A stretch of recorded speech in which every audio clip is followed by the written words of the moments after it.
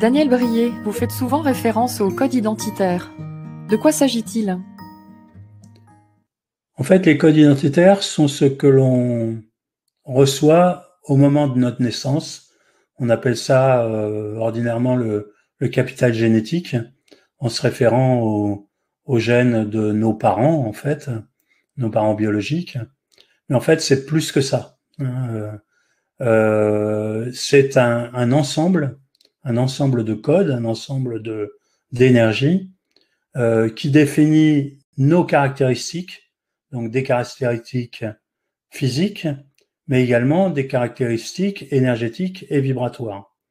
En fait, si on regarde ça avec un peu plus de recul, c'est ce qui va conditionner les qualités qui sont les nôtres, nos aptitudes, mais aussi certains de nos défauts et certains de nos déséquilibres.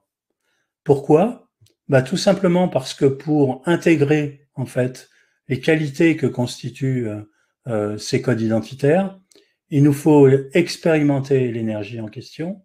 Et pour expérimenter l'énergie en question, en fait, on va devoir vivre dans notre parcours de vie un certain nombre de situations de tension, voire même de crise ou de choc, nous permettant de reconnaître la nature de ces énergies et en les intégrant par le parcours de vie, de pouvoir en faire une qualité.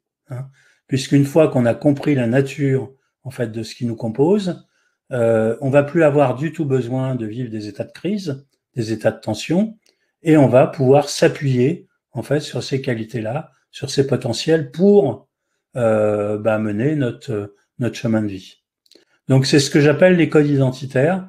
Évidemment, l'idéal serait que dès la naissance, en fait, on œuvre directement sous l'impulsion de ces codes identitaires, ce qui n'est pas le cas puisque très très tôt, dès l'enfance, ils sont déformés par un certain nombre de contraintes éducatives,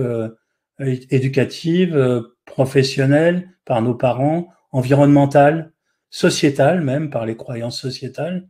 Et donc, très vite, en fait, on dévie de notre identité profonde pour construire en fait un ensemble qui va le plus facilement possible fonctionner avec notre cadre de vie.